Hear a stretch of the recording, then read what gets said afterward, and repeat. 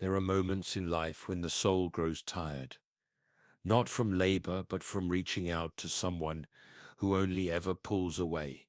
You offer love, gentleness, truth, and somehow it's twisted. Your words are turned back on you.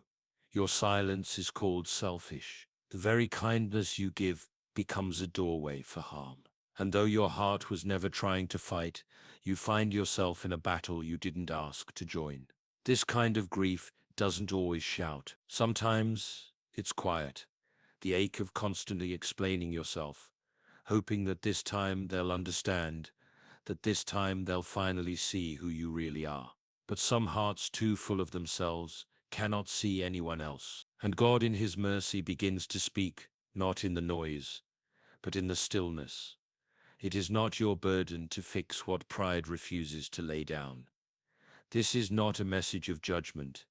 It's a hand extended toward freedom. The kind of freedom Jesus gave when he said, "Come to me, all who are weary and burdened, and I will give you rest." Rest, not from the world, but from the weight of carrying someone else's refusal to change. In this quiet space, you'll hear 7 gentle truths. Not rules, not warnings, just things your soul may need to stop saying, if only so it can start breathing again. These aren't weapons for revenge. They're invitations to peace, words rooted in mercy, boundaries planted in wisdom. If your heart has been weary, if your spirit feels frayed, this may be the voice you've been waiting for. Not mine, but the one who's been speaking all along. The one who sees, the one who heals, the one who calls you beloved. There is a kind of loneliness that grows when you keep offering your heart in hopes that someone will finally hold it gently. You speak carefully, you lower your tone, you explain again and again the ache behind your word. You hope that if you can just say it the right way, they will see you. Not the version they created, but the soul God formed with tenderness. And still, the words fall flat, or worse, they're used against you.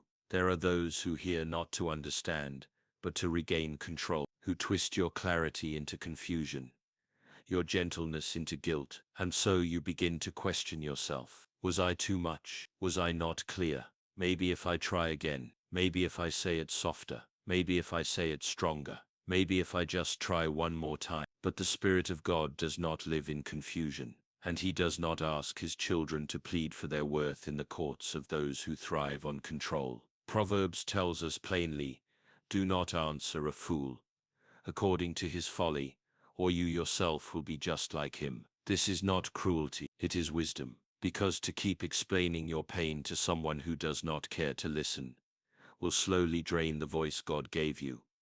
God does not call you to make them see, he calls you to rest in the one who sees you fully already. There is nothing hidden from his gaze. He knows the cost of what you carried. He knows the tear that slipped down when no one was watching. He knows the words you said and the ones you swallowed. You are not unseen. You are not foolish for trying. But the time for defending yourself has passed. You are not non-trial. You are not a case to be argued. You are a soul to be loved.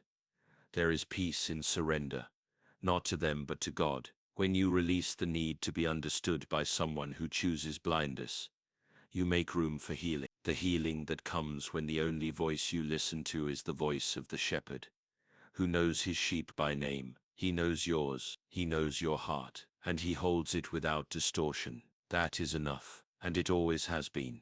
There is a quiet ache that lingers after betrayal, not the sharp pain of the first wound, but the slow unraveling of trust. You walk away, but something stays behind. A need, a longing, a question that loops over and over again. Don't they see what they've done? Don't they care? You want to forgive. You even say the word, but part of you still waits for a confession, for sorrow in their eyes, for the healing that might come if they would only acknowledge the harm. But some never do. They move on as if nothing happened. They rewrite the story and erase your suffering. And so your forgiveness stays half-formed, spoken, but not surrendered. I forgive you, but I want you to know how much it hurt. I forgive you, but I still need you to make it right. This is the hidden weight that binds the soul. Conditional forgiveness feels like safety, like boundaries, like justice. But in truth, It often becomes a quiet chain around the heart, because until the other person responds, you remain waiting, watching, hoping, bound. Yet Jesus, hanging in agony, looked at the faces of those who mocked him, and still he prayed, "Father, forgive them, for they know not what they do." He wasn't excusing the cruelty, he wasn't denying the pain, he was choosing freedom, because forgiveness is not about letting someone escape the truth. It is about letting your spirit escape the grip of bitterness. Forgiveness does not make evil good. It does not pretend that betrayal is small. It simply removes the other person's power to shape your inner life. They no longer hold the pen. They no longer write your peace. When you release someone in forgiveness, you do not lose justice. You entrust it to God. "Vengeance is mine, says the Lord. I will repay." Romans 12:19. He sees more clearly than we ever could. He weighs the heart. He knows what to restore and what to remove. There will still be boundaries. There will still be wisdom. But when forgiveness flows from God's mercy, not your pain, it becomes a door that opens, not for them but for you. You walk through it, not forgetting the harm, but no longer carrying it. And on the other side, there is space, light, breath, not just survival, but peace. This is where freedom begins, not when they admit, but when you release. Some wounds are not loud. They do not shout or bleed where others can see. They sit beneath the skin, invisible, but constant. One of the quietest kinds of harm is when you begin to apologize for being human, not for doing wrong, but simply for existing in a way that inconveniences someone else, for speaking honestly, for having needs, for being tired, for asking to be treated with kindness. At first it may seem like peacekeeping. You want harmony. You try not to offend. You soften your tone, shrink your voice, and take the blame, even when you know deep down the weight was not yours to carry. A narcissist rarely says "I'm sorry," but they are skilled at making others say it for them. Slowly, the blame is pushed into your hands. Slowly, you begin to believe that love means silence, that kindness means staying small, that being accepted means never being too much, never being too honest, never being too. But this is not what love is. This is not what God calls you to. Fear of man will prove to be a snare, but whoever trusts in the Lord is kept safe. Proverbs 29:25. When your spirit is tangled in the fear of offending someone who holds your peace hostage, you are no longer free. You are no longer whole. The snare is invisible, but it tightens every time you apologize for things that are not sin, for having a voice, for feeling pain, for telling the truth. God did not create you to walk on eggshells. He formed you with care, breathed life into you and called you good. You were never meant to earn love by vanishing. You were never asked to trade your soul for someone else's comfort. If you have started to feel like a burden simply for needing grace, the problem is not your presence. The problem is the place where love has been distorted. You are not too much. You are not wrong for longing for gentleness. You are not a problem to be solved. You are a child of God, chosen, precious, whole. God does not ask you to apologize for being who He made. He asks you to walk in truth. And sometimes truth means stepping away from false peace and into holy safety. Some hearts ache not for comfort, but for clarity. A steady plea rises. Just tell me the truth. Let it be clear. Even if it hurts, just let it be real. But when you speak those words to someone who thrives in confusion, you're asking light to grow in a place that was never meant to hold it. A narcissist hides behind shadows. Their words are a maze, always turning back on themselves. One moment, kindness; the next, coldness. A promise spoken in the morning is forgotten by night. And if you ask what changed, they say it was you. The goalposts move, the story bends, and still you wait, hoping that honesty will come if you just ask again, more gently this time.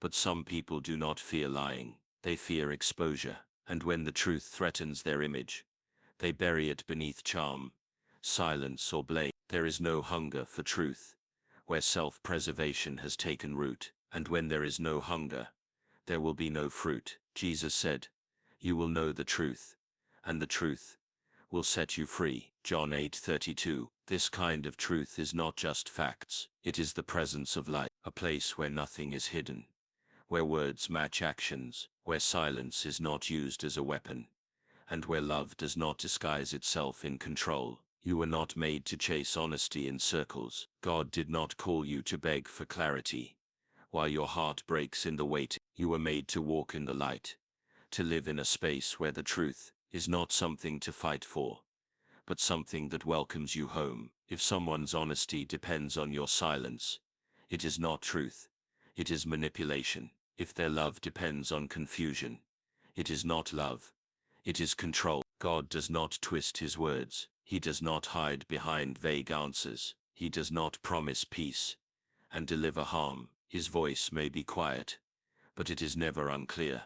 When he speaks, there is light. When he leads, there is peace. Let the longing for honesty guide you, not to them, but to him, because where God dwells, truth is not withheld. It stands gently with open hands, and in that light your soul can breathe again. There comes a moment in the quiet, when words run and tears linger, when the heart whispers, "Why are you doing this to me?" Not in anger, but in sorrow, the kind of sorrow that aches for reason, that longs to make sense of the harm, that hopes even now that maybe there's a misunderstanding, maybe they didn't mean it, maybe if you could just see inside their heart it would explain everything, but there is no answer, or if there is one it circles back to you, somehow.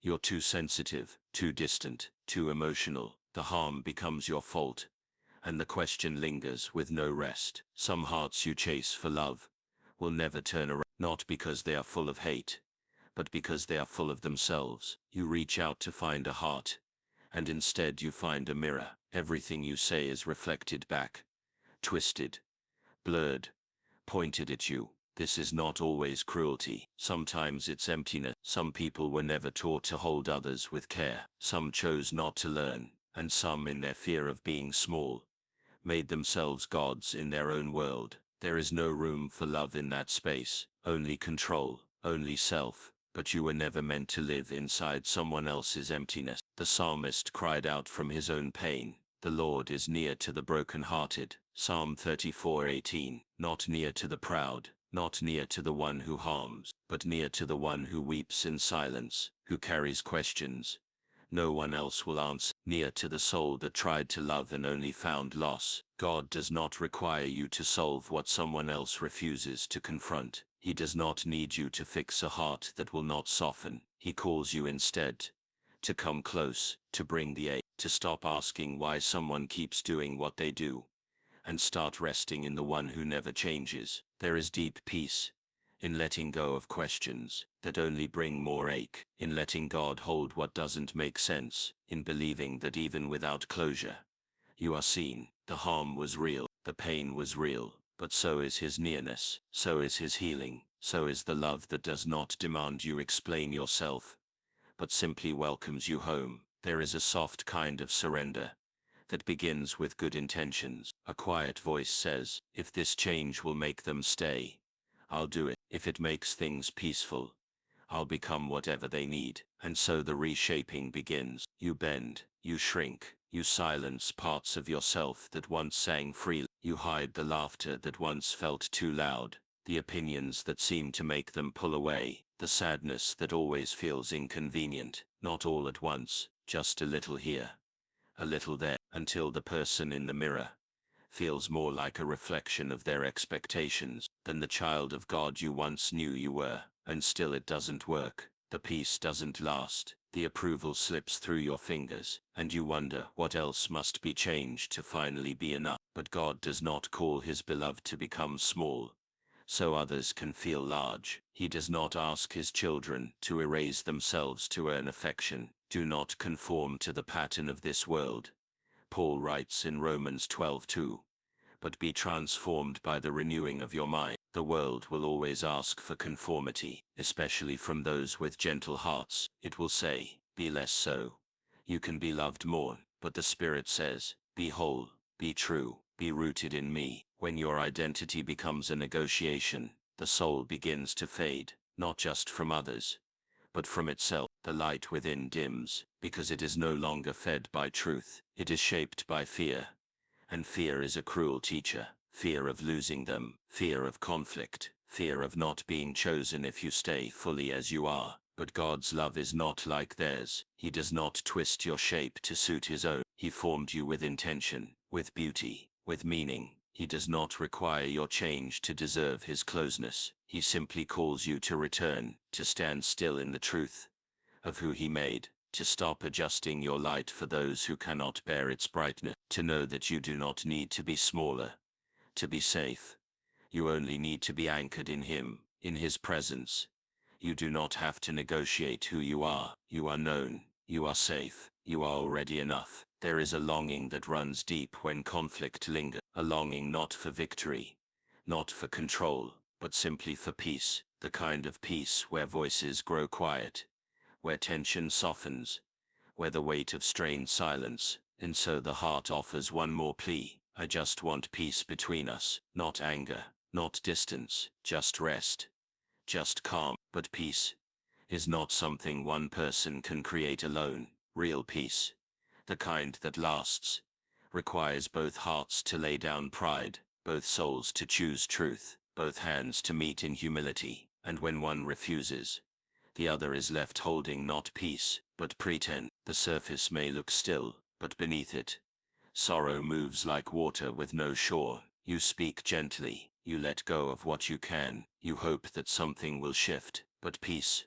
forced through fear, is not peace, and silence born from avoidance is not healing. Sometimes the person you long to be close with holds tightly to their control, and their pride becomes a wall you cannot climb. You begin to realize that no matter how softly you speak, the door remains closed. This is where grief meets clarity, where love must let go of striving and lean instead into surrender, not to the broken relationship, but to the God who holds the broken-hearted in his hands. The peace of God which surpasses all understanding will guard your hearts and your minds in Christ Jesus. Philippians 4:7. This is a different kind of peace, not peace with them, but peace within, a deep, holy stillness that doesn't depend on their response, a shelter that is untouched by their refusal to change. It is not the end of conflict in the world, it is the beginning of healing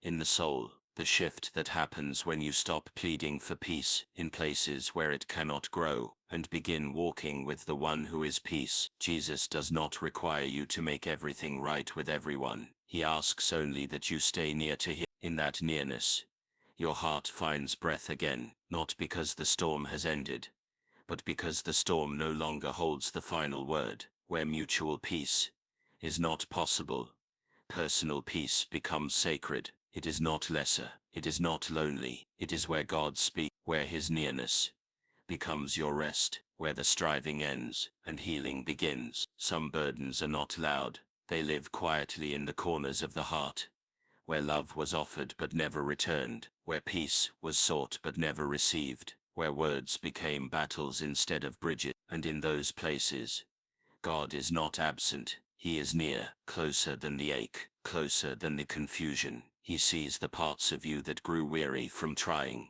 the parts that still long for reconciliation, even after the release. And in his mercy, he invites you not to carry it alone, not to twist your soul into shapes that were never meant to hold broken things, but to rest, to breathe, to walk in the light of his truth, his peace, his presence. You are not too much, you are not invisible, you are not wrong for wanting love to be gentle. God sees, God knows, God stays, and that is enough. If this message spoke to a quiet place in your heart, we invite you to gently like this video and subscribe to our channel. It helps us continue offering these moments of peace, reflection, and healing for hearts like yours.